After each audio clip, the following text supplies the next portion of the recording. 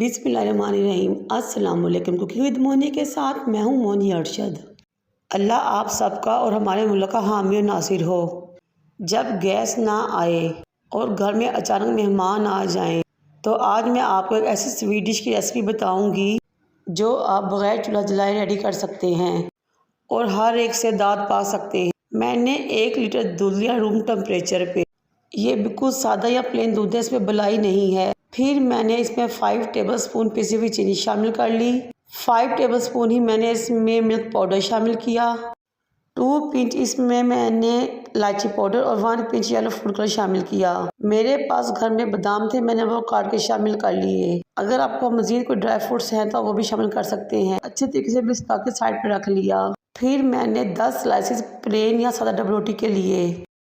फिर छुरी की मदद से कुछ स्लाइसेस को ऊपर नीचे रख के उनके किनारों को रिमूव कर दिया। हमने चारों तरफ से इन किनारों को रिमूव करना है, लेकिन आपने इन किनारों को वेस्ट नहीं करना। इन किनारों को 5 मिनट के लिए ओवन में लगाएंगे। फिर ये ड्राई हो जाएंगे और इनको ग्राइंड करके ब्रेड क्रम्स बना के सेव कर लेंगे। अगर आपको मेरी वीडियो अच्छी लग रही हो तो आप सबसे रिक्वेस्ट है कि मेरे चैनल को लाइक करें, शेयर करें, सब्सक्राइब करें और बेल आइकन को टच करें ताकि मेरी तमाम वीडियो आप तक पहुँच सकें। अब हमने इन स्लाइस को तेज़ छुरी की मदद से ट्रायंगल शेप में काटना है, जिस तरह कि आपको नज़र आ रहा है। ये बहुत ही टेस्टी, इजी, झटपट रेसिपी है और थोड़ी मेहनत से बहुत ज़बरदस्त रेसिपी तैयार हो जाती है। फिर हम कंडेंस मिल्क लेंगे और एक चम्मच इन ब्रेड स्लाइसेस के ऊपर लगाएंगे, जिस तरह के मैं लगा रही हूँ। जब ब्रेड के स्लाइसेस पे कंडेंस मिल्क अच्छे तरीके से हम लगा लें चम्मच के बैक साइड से, तो दूसरे स्लाइस को उठाकर इसके ऊपर रख देना है और इसको एक सैंडविच की शक्ल दे देनी है।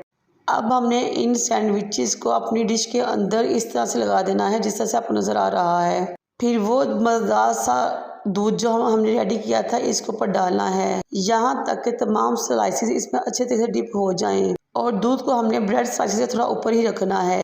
फिर हमने इसके ऊपर ड्राई फ्रूट्स गार्निश कर देने हैं जो आपके पास अवेलेबल हैं। फिर इस डिश को ठंडे होने के फ्रिज में रख दें और जब चाय खाएँ और इंजॉय करें।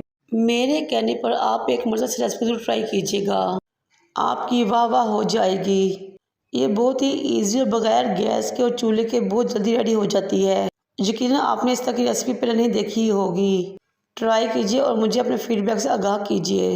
ईद हो, खुशी का मौका हो या घर में कोई दावत हो, इस टेस्टी और यूनिक सी रेसिपी को बनाएं और दाद पाएं। मुझे और मेरे वालिदैन को दुआ में याद रखें। अल्लाह हाफिज़।